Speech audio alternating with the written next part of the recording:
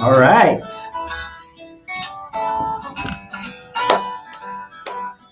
Awesome. Jingle bell, jingle bell rock. Christmas is coming. Christmas is coming. So as you can see, I'm fully set up for Christmas. Well, I actually don't have Christmas tree, but as you can see right there, it's a Christmas tree painting with a snowman with some lights, and then some twinkly twinkly lights over there as well. So welcome back to another YouTube live on a Wednesday. Uh, Honey says yes.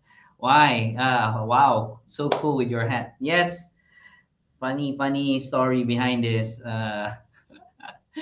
So I was looking at for Santa hat, and I managed to find some hats from the kids. So so it's smaller than what I normally can wear. Anyway, hello, good evening. So welcome back to the channel. So many people here. Hello, saying good evening to everyone. Merry Christmas. Yes, Merry Christmas. Today we are Christmas themed.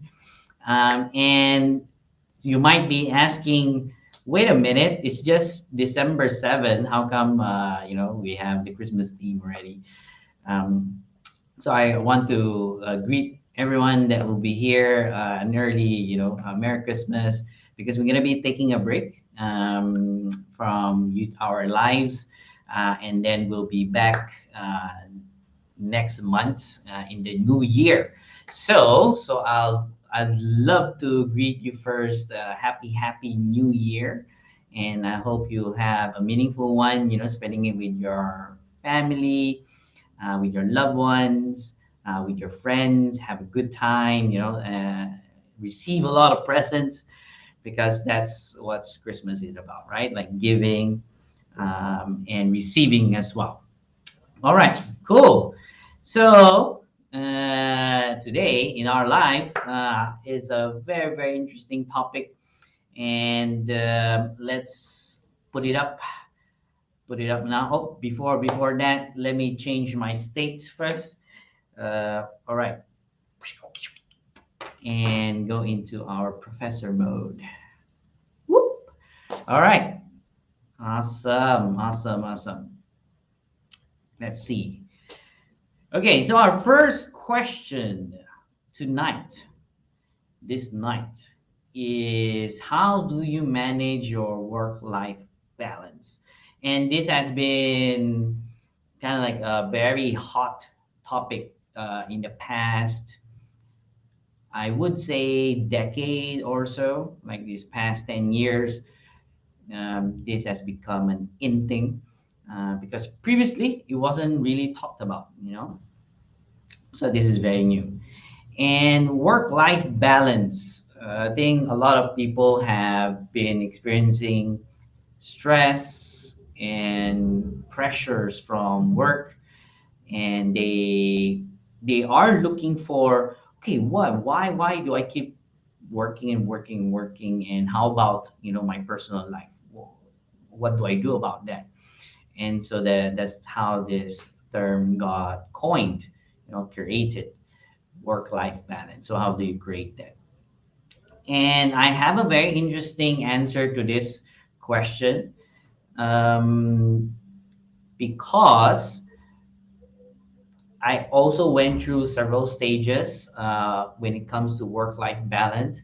So initially, I also thought that okay, there really needs to be balance. So I wanted to do it and try it out, and then I went through some different experiences as well, and I want to share that with all of you. So first and foremost, and this might sound really new to you, and it might sound shocking, but I want you to listen carefully.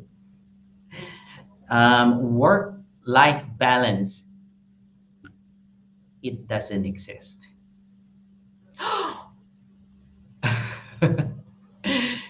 It doesn't exist. So it's a concept. So work life balance is a concept. And just like how how things are, there's nothing that's fixed. So nothing is really permanent. And balance is the same thing. So you can never really have work and life to be in balance. Never, right? It is a constant act, balancing act. So sometimes you'll have more work, and then sometimes you'll have more time for yourself sometimes. So it's kind of like doing this, right? Always doing this. And I love this analogy. And if you are practicing yoga, or you know yoga, right? So if you look at people who do yoga, so they have this pose where they call it a handstand or a headstand. So anything that they go and invert themselves, and they stand either on their head or use their hand. And if you ask people who do yoga, and if you look at it, right, if you look at it from afar, you can see them. It's like, wow, they can really balance themselves, right? They can really balance themselves. But once you ask these people who are doing the handstand or the headstand, and ask them, so how do you balance yourself? So they would always say that it's a constant adjustment. Like, maybe you're feeling that you're moving to the left, then you need to adjust to your right. So you constantly adjust so that you keep that position. And if we look at it, like the tiny details, like the minute actions and movement, it's always moving. It's always moving. So that is the universe. Basically, everything is vibrating. And it's the same thing with work life balance. So it's never kind of like there, like, oh, I got it, my work and my life is balanced. No, that will never happen. So you will always have, even if you reach that point, then more work will arrive, and it's like, oh no, more work again. And so then it's imbalance again. So that is the secret that I found. And each and every one of us, each and every one of us have different tolerances, like the amount of work that we can handle, the amount of rest that we need to have. And it's really up to us to dictate, how much work can I handle, and how much rest do I need in a week? Because some people can work long hours and rest a bit, and they will still be totally fine, and they will be totally happy with it. And then some people are the opposite, work a little bit and then rest more, and that's how they will be happy. And so it's really dependent on you, like how much work and how much rest, or they call the life, right, and how much time you spend for yourself. um, it's dependent on each individual. Now, the most important thing that you need to understand when it comes to work life balance is you need to be clear in your own boundaries, your self boundaries, right? So how you dictate how much you need to put in. Like, for example, you say, okay, in order to have a very, very good life, I just need to work, for example, until 6 p.m., right? 6 p.m. cut off.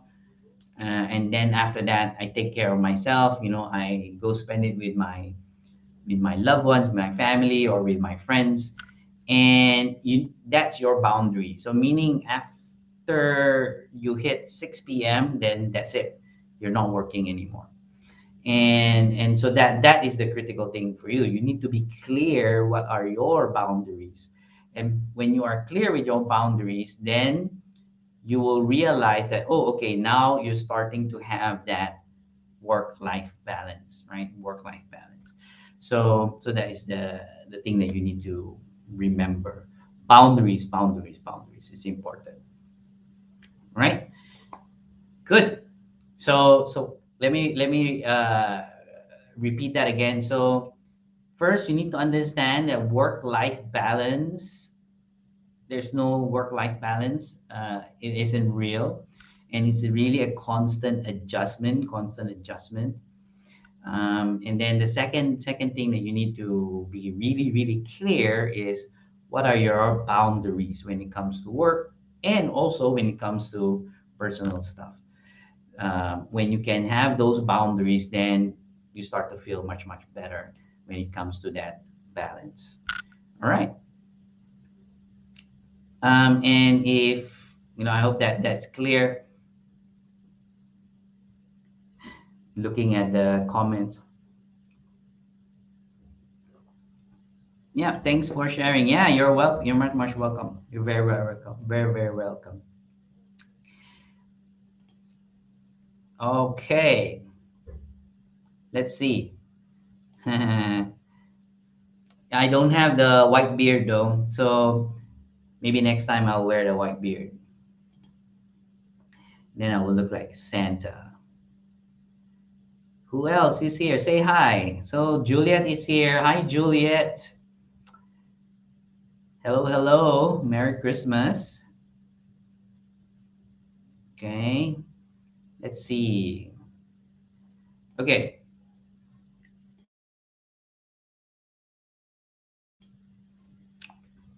how can I manage my time better? Question from Tutao. And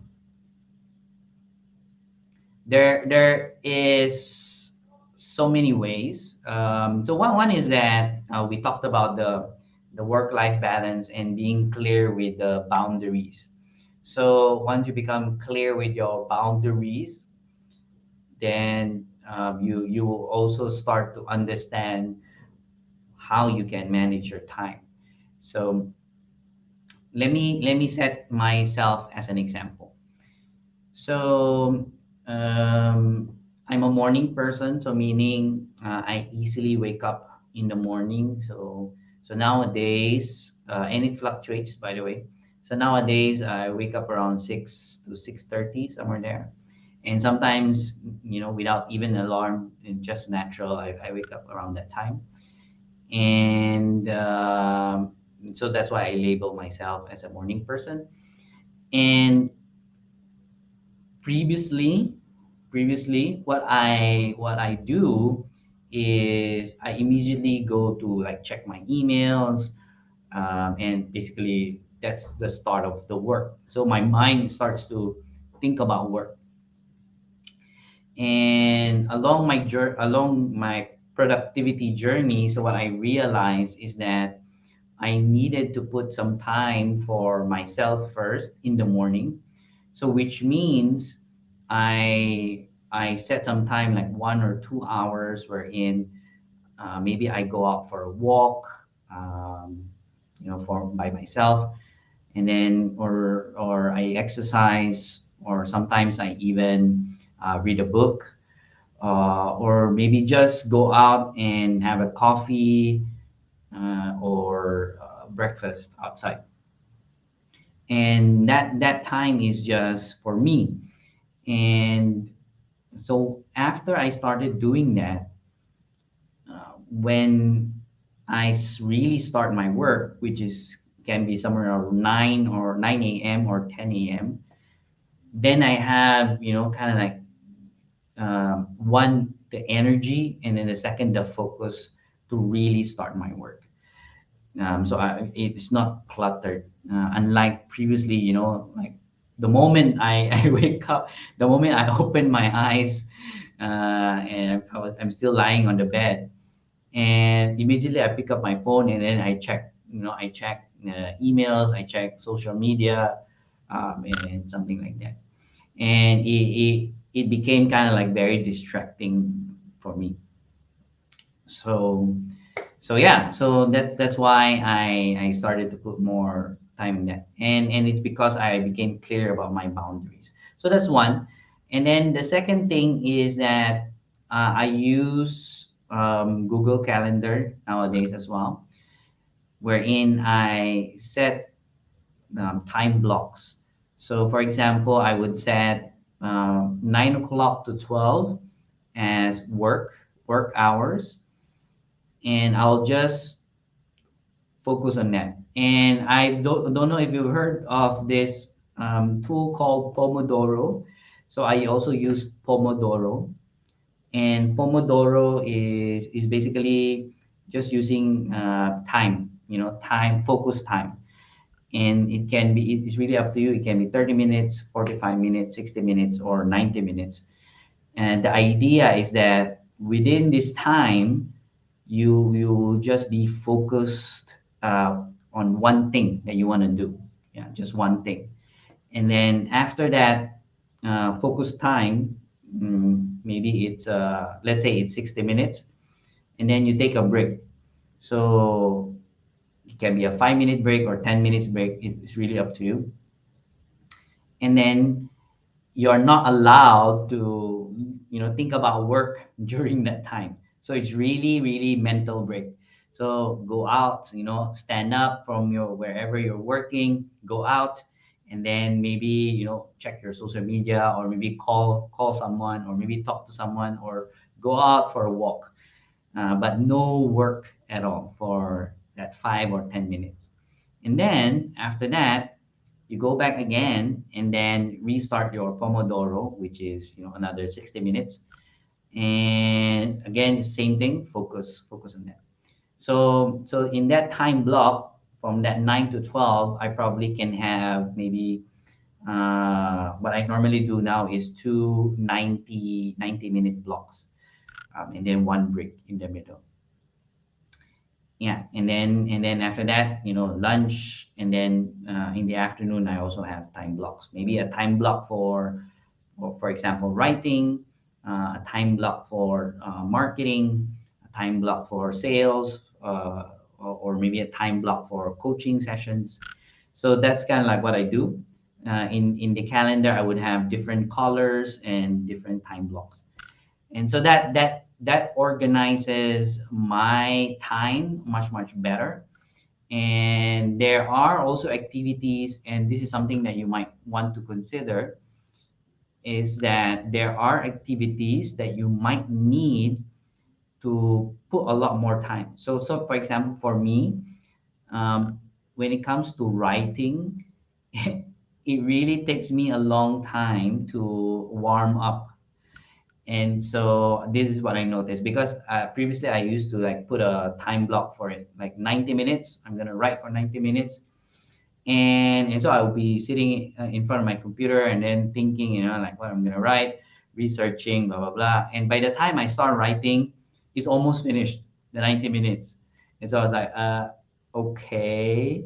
And so what I did, instead of blocks, I set a writing day, which now for the whole day I'll just focus on writing and then won't think about anything else, and that helped me as well. So so calendar definitely is something that I can really suggest, where you can block out your time, and that's how you can manage your time better. And then again, I will go back. So those two things, right? So I think one of the reason we struggle when it comes to managing the time is managing distractions. So nowadays there's so many distractions, like social media, for example, browsing social media, or even people around us suddenly, like wanting to talk to us, or asking us questions, or wanting us to do something. And those things become distraction. And especially if we are in a momentum where we are like really focused at work, and then suddenly someone will come up to you and they say, hey, Jovan, can you look at our faucet, and because the water is not, so something like that. And then suddenly I get distracted. So nowadays, I really, when I'm on my focus block, then nobody is supposed to distract me during that time. So distractions is a very big part, and if you can reduce the number of distractions that you can experience by managing your environment, then you can manage your time much better. All right. I hope I answered that question. Okay, okay. Let me just drink some water. And if you are new here, feel free to uh, like, share, and subscribe. See that pretty princess over there? La, la, la, la. Yeah, we have so many mugs, and that's just one of them. Okay, hide. All right, let's see. Answering questions, and so you can see all the blinking lights. I didn't know that my background light can actually do that. See that? It's also blinking. Fascinating. The technology nowadays. All right. Oh, this one is easy. Do you believe in the universe? Yes, I do. And not just the scientific view of the universe, because yes, there is, science tells us that there is a universe, but in terms of the spiritual side of things, mm, I definitely subscribe to the thought of the universe as kind of like the whole thing, the one. We call that the one. And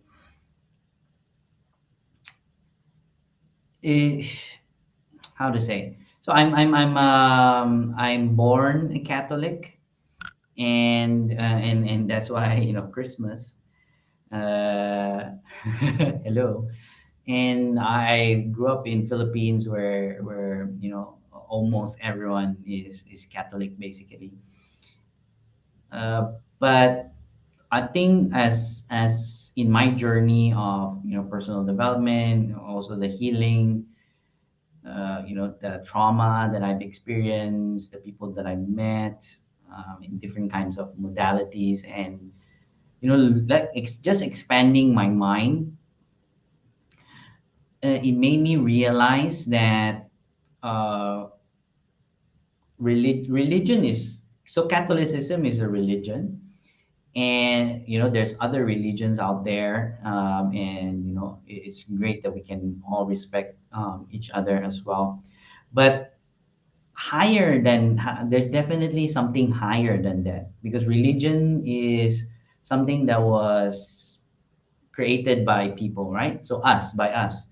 So but there is really something bigger than religion, bigger than us, bigger than everything else. And so that's how I label the universe, and that's something that is unexplainable, something that uh, gives me the intelligence when, for example, when I do meditation, and sometimes I would get this radical information and ideas from meditation where I don't know where it came from. So so definitely there's something there. So that's what I call the universe, and I do believe in that. And that's my own belief, by the way. And of course, I respect each and everyone's beliefs as well. Whatever works for you, whatever makes you happy and successful in life, uh, definitely go for it. I'll support you on that. Um, but each and every one of us have our own beliefs, right? So that's one of them. I believe in the universe. All right. Who else is here? Oh, Letty is back. Hi, Letty. Hi. Merry Christmas. Okay. Someone says I have a nice cap. Yes, definitely. and it's very itchy as well. All right, let's go back into time. I mean, subjects of time. So, this question, how can I avoid procrastination?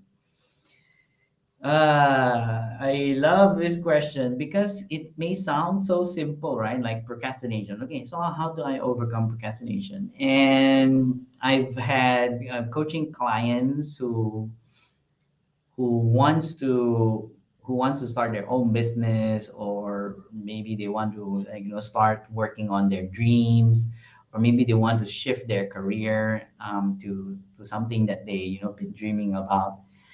And procrastination is one of the things that we work on. And procrastination, if you can say, is like a symptom. So, how when we're sick, right? When we are sick. So, for example, when we have a flu or maybe a cold, right? I mean, if we have a cold, the symptom that we experience is that we possibly can have a runny nose. You know what a runny nose, like, like snot is just it's gross, I know, but this is a great example. So you that's a symptom, right? So you have a runny nose, or maybe you sneeze. So that's kind of like a symptom. So, or for example, you have a flu. So if you have a flu, then a symptom could be you'll have a fever, right? Or you can also have a runny nose. You can have coughing. You have phlegm. So all of those are what we call symptoms, right? So that one we can understand from the medical point of view. So procrastination is a symptom. So it's like, if you can imagine, our mind is a bit sick, right? And so procrastination is a symptom of that. And if we dig deeper, there can be many reasons, and if we diagnose it, there can be many reasons why someone is procrastinating. So one of those possible reasons is fear. So you're scared, fear of failure, for example. So people who procrastinate can be, for example, afraid and scared of failing. So they're scared to try. They're scared to even start because it's painful for them. Like, oh, what if I fail? And then what if people say, like, you're no good, and things like that. So the fear of failure is a possible reason why someone is actually procrastinating. And then another possible reason, which is something that is fascinating for me, is perfectionism. So someone who is a perfectionist, and then this is something that I work with a few clients as well, is that they don't even want to start, the thing that they want to do, because they already have this fear that, oh my god, I cannot perfect it. It's very difficult, it's very challenging to perfect it, so why do I even want to start? And when I heard this from my clients, I was like, wow, that is so fascinating. It's so fascinating. Like, but the thing is, you cannot even start to perfect it if you don't start. You get what I mean? But they are so scared, and so again, fear, right? And procrastination is just a symptom of it, and there can be other reasons. And so that's why I love coaching, because coaching is really, really personalized. And so when I coach my clients, and we dig deeper and dig deeper, then suddenly we'll realize what exactly is causing that procrastination. And that is the thing that needs to be resolved, not the procrastination itself. Because I can always tell my clients, why not just do it? Like, yeah, just do it. They still won't do it because you haven't. solve the underlying reason why they are procrastinating in the first place, right? So that is the key. So the answer to this is really, really complex because it really depends on each individual. But the cool thing is, once this underlying reason, the core of it, once it gets resolved and it gets tackled, then naturally people will start to do things, take action, without the fear or without procrastination anymore. So everything will be, gone. And so that's the beauty of it. So that's how you can actually avoid procrastination, is to really work on yourself. Look at your limiting beliefs. What's really the reason, the underlying reason, why you are procrastinating? That will solve the problem. All right. Cool. Hello, hello. Who else is here? Oh, more questions, more questions. Let's go, let's go. Okay. Mm. Honey. Honey has a very interesting question. Sometimes people bother me with advice that I don't need. How do I deal with it? So first, um, maybe a great way to look at it is like, do you believe, Honey, do you believe in law of attraction? So law of attraction, if we really follow that, like, everything happens to us because we attracted it. And people would normally give advice to another person if that person thinks that, hey, actually this person needs some advice. So that, I think that's, this is just an interesting perspective that you can take on, wherein, ask yourself first, what am I doing, or how am I being for people to actually give me advice, right? It's like, is there something, like, is there words written in my forehead that I need advice? Do I walk around and, like, hey, give me advice, hey, give me advice, right? So check yourself first. Yeah, because what I've been saying as well, like, for things to change, first I must change. So so if you can really analyze and become more aware about yourself, then you can do something about it. Okay, so that's the first part. um, but let's say that you're actually not doing anything, and it's not you, mm, who is kind of like, naturally asking for this. How to deal with advice that people, from people that you don't need, right? You just acknowledge it, thank them, oh, thank you for sharing, and then, just let it go. So that's it. And I love this story from, one of, Buddha's sharing, is that there was this time they were in a tent, and Buddha was there, and then, there were some pilgrims, and then they came, and then they had these gifts, right? So, and he was saying, like, anger or negative emotions are like these gifts. So when someone gives you a gift, you have a choice, right? So when someone gives you a gift, you have a choice. You can accept the gift, or you can reject it. Like, no, no, thank you, I don't need a gift. And I mean, in our culture nowadays, it's a bit rude if you don't accept a gift. But during that time, they have that. And so he was saying that, if someone is angry, you don't have to accept that anger. The anger is actually from them. It's not it's not, you're not obligated to accept that anger. So the anger is just coming from them, so it's like that gift.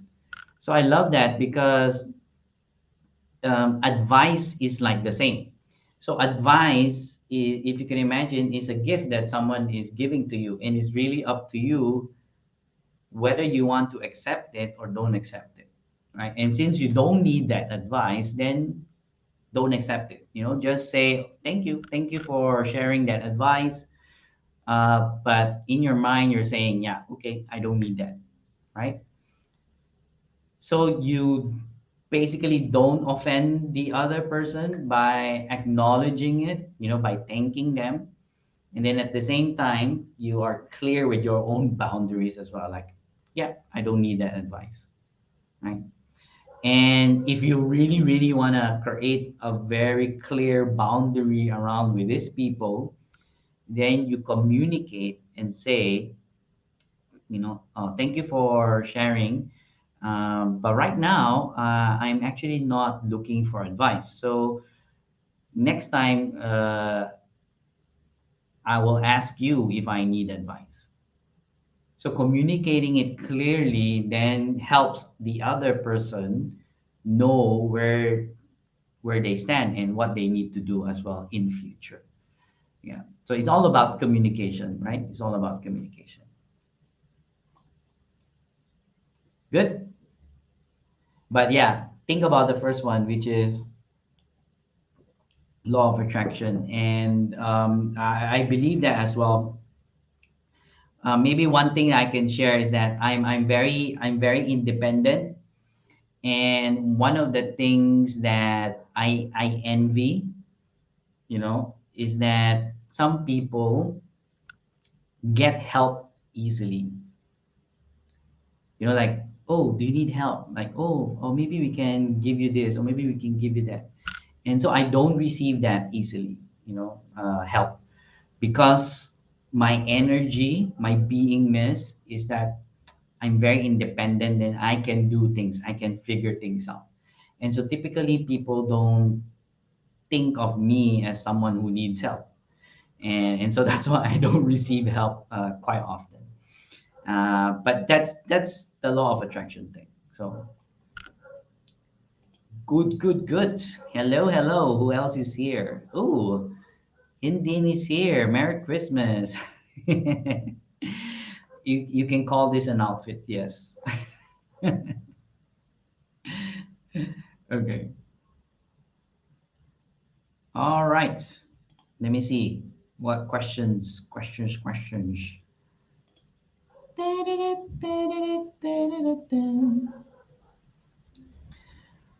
Okay, Letty asks, could you benefit from offloading some of your task to another employee? Um, it depends. I was hesitating to answer like our dear friend Kid K, Douglas Ng, and but I think that's the appropriate answer to that. Mm, it depends on who is the other employee that you are offloading your task. So if if you trust that employee and that employee is also competent, they can do the task that you have given them, then definitely it will benefit you, right? But if that employee is actually not as competent as what you perceive them to be, then it might cause more trouble, right? So I assume when you ask this, that other employee is quite competent and someone that you trust. Then yes, definitely, you can benefit from offloading.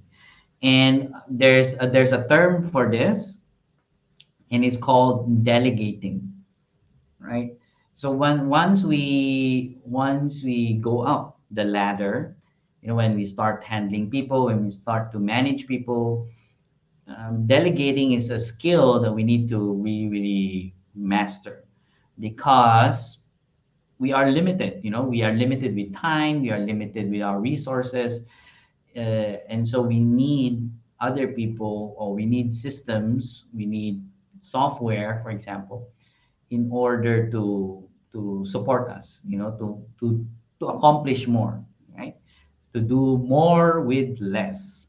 So you need to understand how delegating works, and that's exactly the benefit of delegating, which is offloading it to other people. Yeah. So I hope I answered that question, Letty. If you have more questions, go ahead. Feel free to ask. Okay. Aha. Interesting. Nguyen asked, what was the first money you earned from work? Tell us about the process. Okay, work. I'll share two. So when it comes to work, meaning employment, so that's basically the first money that I've earned. So I was a engineer.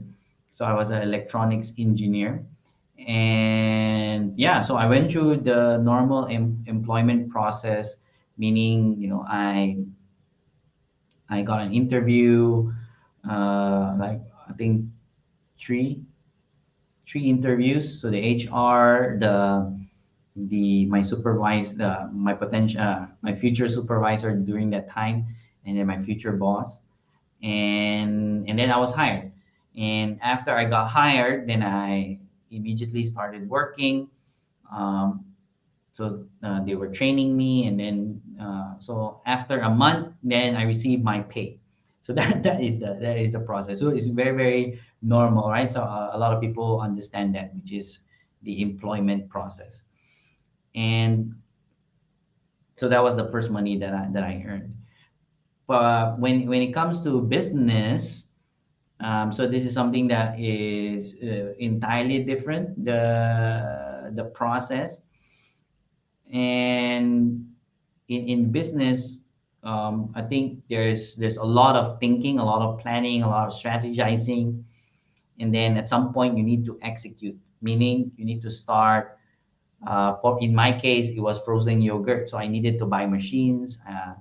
Then we needed to design the store, and then we needed to think about who what's the position, what are the roles, who do we need to hire, do we need to hire people, blah blah blah, and then where do we put it, and things like that. So then we started kind of like testing it out. So it was a very long process before I actually earned my first money when it came to business. And I think the whole process took about at least, I don't know, 6 to 8 months before we set up our first store and then started earning. But I tell you, I told this story before.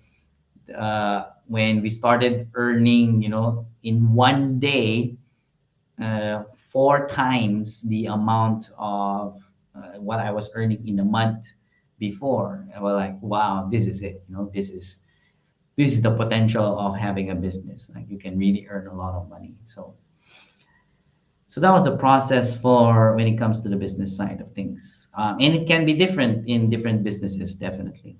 But that's how it went for my first one. Thank you for that question. It made me recall all that memory. Okay. Let's see.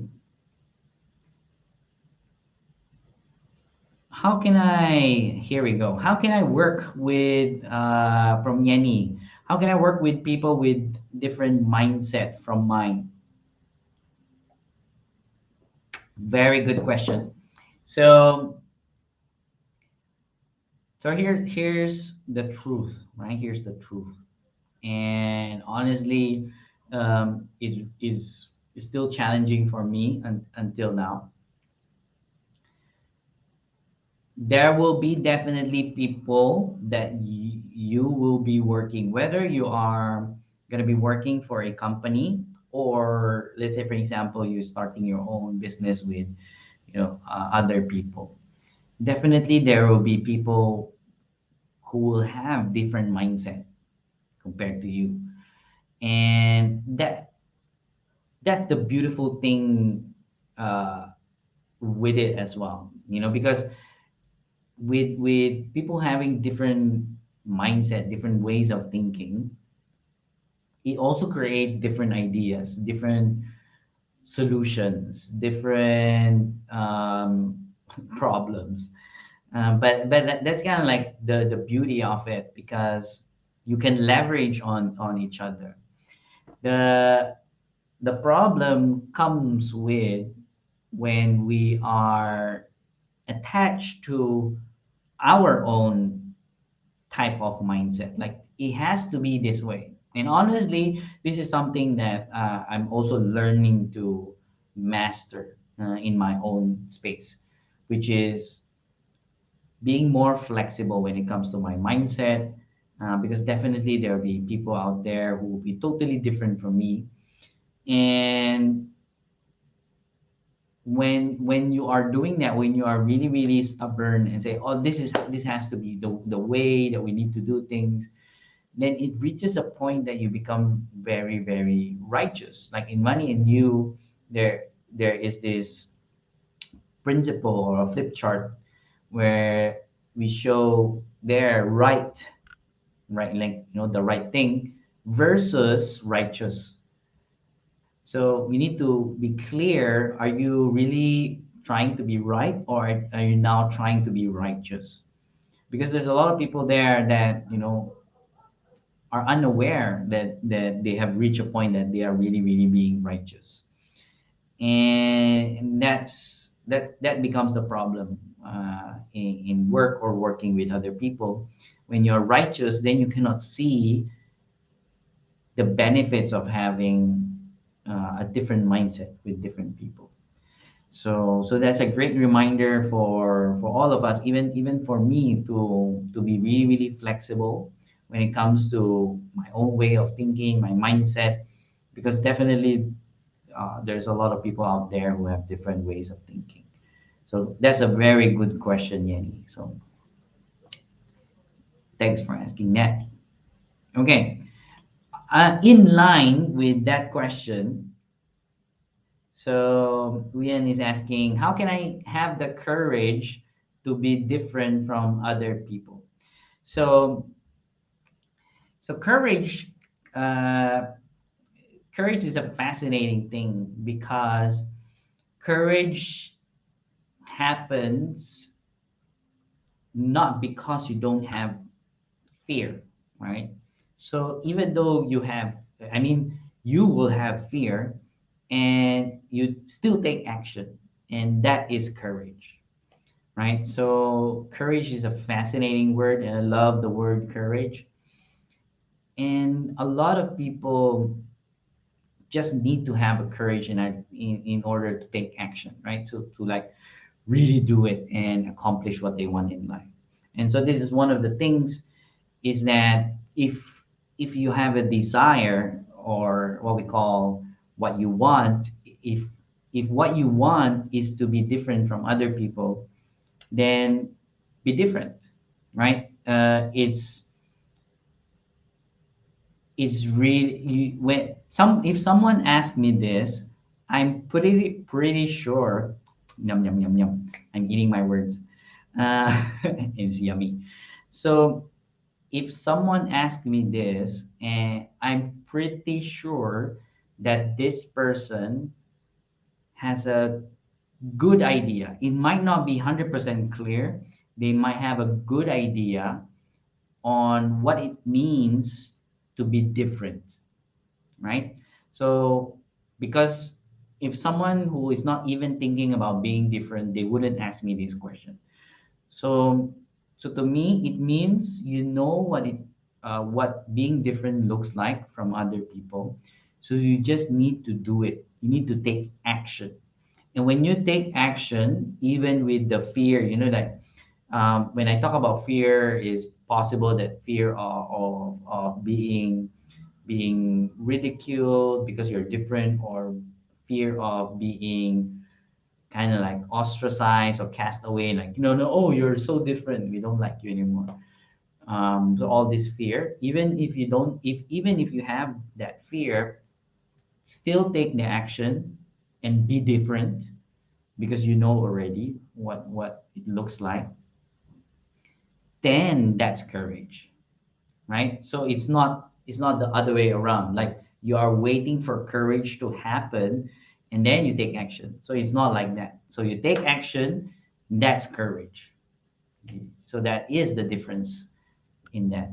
And it applies to other things in your life, like um, whether you want to like leave that toxic relationship that you're having, or whether you want to move to a new place, whether you want to resign in your job and move to another company.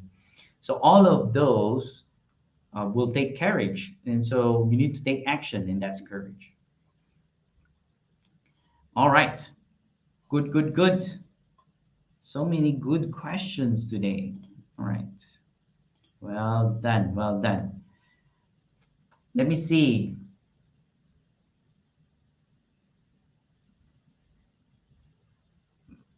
Honey, how do I control my anger? Very good question. Very good question. And and this is totally unexpected, but okay. One way is to get our special tool, a self-coaching tool, which is called EmoQ cards. Totally unexpected, but okay. So EmoQ cards is a tool that me and my partners, business partners, developed, and this is specifically designed to help a person manage their emotions. And so that's kind of like one way, but the principle behind it is um, very simple. So it's a few steps. So the first one is becoming more aware or self-aware, increasing your self-awareness. And the way to do that is to look at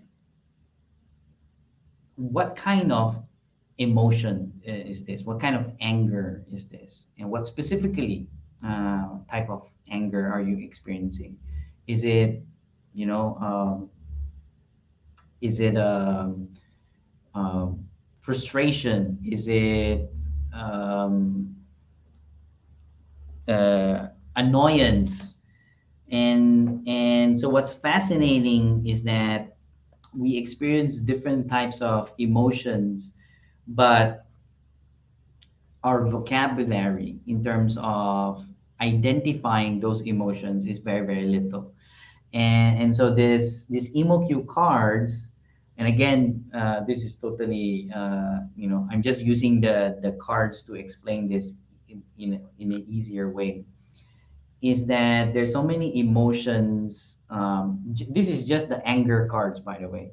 So let's say, for example, here you have feeling bitter or indignant, and then violated, and then resentful, uh, feeling betrayed, or even feeling jealous.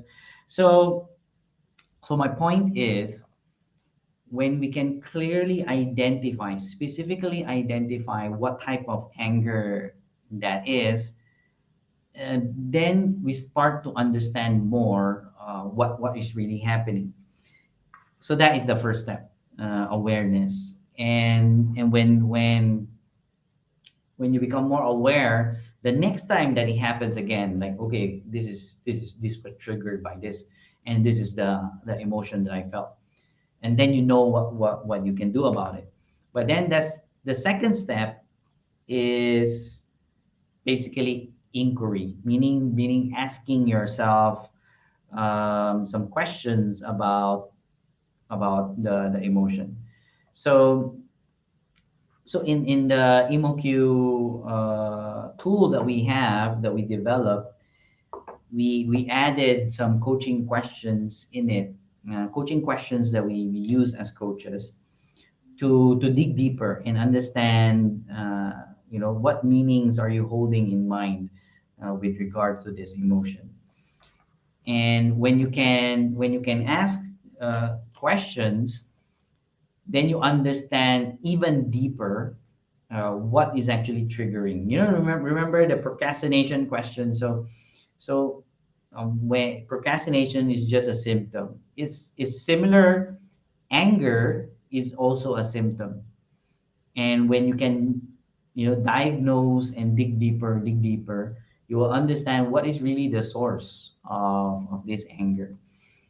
And when you can do that, then it's easier cleared, and it's the chance of it happening again is very, very small. So that is a unexpected plugging of my EmoQ cards, but I just took advantage of it. But because definitely really believe, in this card, and it's super effective. So that's kind of like one way of doing that is going through those steps, the one that I explained, and it's been proven, and it's tested many, many times, and it really works. Then the other way of controlling your anger is learning how to pause. So this is partly when we did talk about, a few weeks ago, about mindfulness. So when you can be mindful, then you can pause, and then when you pause, you don't react, right? So it's okay to feel anger, or those kind of emotions, because we are human beings and we feel emotions. The the thing that sometimes doesn't work out is that when we experience this kind of intense emotions, then we react to it. We lash out, we say bad things to another person, and we hurt other people. And that's kind of like what we want to avoid. So it's okay to feel anger, but then pause, breathe, and then, like, let it subside first before you think of what you can do next. So that's another way of controlling your anger, right?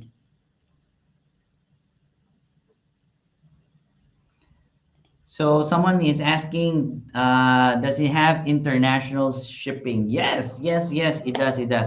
And since someone is already asking, we have a page for it, and if you're interested, just type it here. So it's emoqcard.com. You can check it out and see. So someone said, teacher is very cute. Thank you very much. Thank you very much. So anyway, so yeah, so to answer Uyen's question, does it have international shipping? Yes, we do have international shipping, and you can check out EmoQ card dot EmoQ. Sorry, EmoQ. Oh, sorry, it has S, supposed to have an S. www.emoqcards.com. Yeah, that's the right one. Yeah, you can check out this one. emoqcards.com. Yes. And yeah, so the shipping, it will be automatically calculated for you. If you are in Singapore, it's free shipping, because this is our headquarters. So yes, thank you for that question. And Yes, oh my God, it's time. And again, I want to like thank each and every one of you who has been following and supporting this channel.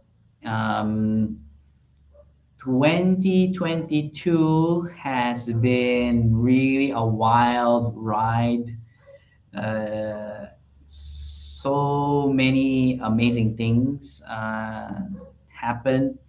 I met some wonderful people. Like new people, and I'm super grateful for all of the experiences that I had this year. And I was just mentioning in my social as well that there has been some big decisions that has been made in the past less than a week, I think. And 2023 is gonna be even more exciting. And so I am just eager to start them. Of course, I want to be present as well, and be here in the present moment and experience each and every moment that I have as well. But definitely, 2023 is gonna be quite exciting. Yeah. You're welcome. You're welcome. And yeah, this year I managed to meet some amazing people from Vietnam as well. So yeah, I want to visit Vietnam very very soon. And yeah, thank you very much. I wish each and every one of you listening Merry Christmas, or just a splendid holidays. It's great. It's a great time to actually sit down, reflect, think about what you've done in the past year. What are you grateful for? What do you wanna create next year? Yeah, it's definitely a perfect time to also do that and hold people you love very very closely. So Merry Christmas and a Happy New Year. Yes, come to Vietnam and have some pho. Yes, I will definitely. Not only that, a lot more. I'm excited to eat a lot of food yeah, in Vietnam. Okay, good night, everyone, and I will see each and every one of you next year. Bye.